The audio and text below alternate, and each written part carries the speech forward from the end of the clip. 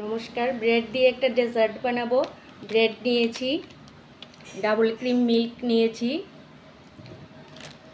আর cherry ফল নিয়েছি, এখানে কাজু নিয়েছি। এটা দিয়েই আমি করব, দেখুন। ব্রেডটা এখন কাটবো, শক্ত অংশটা কেটে বাদ দেবো।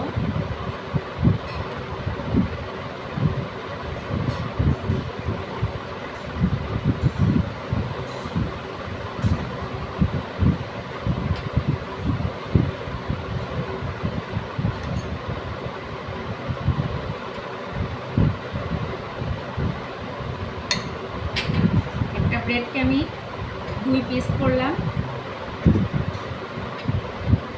এরকম করে আমি সবগুলা কেটে নেব। ব্রেডগুলো এরকম করে কেটে নিয়েছি।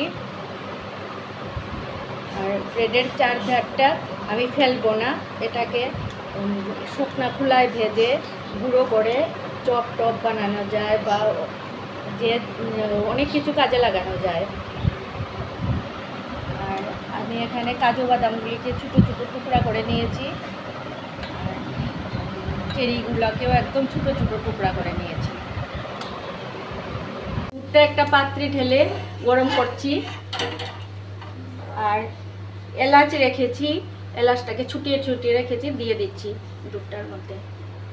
কড়াইতে সাদা তেল দিয়ে দিয়েছি। এখন ব্রেডগুলো আমি ভেজে নেব, একটু কড়া করে করে ভাজবো।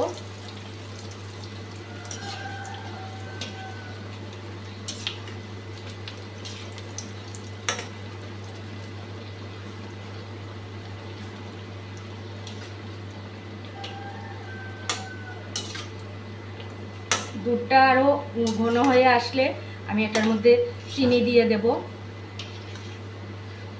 এরকম করে আমি সবগুলো ভেজে নেব। ব্রেডগুলো সব ভালোভাবে ভেজে নিয়েছি। দুধটা অনেক ভালো করে জাল দিয়েছি। এখন কাজু বাদামগুলি দিয়ে দেব।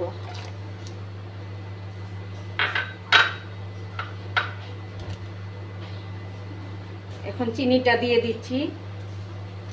দেখুন,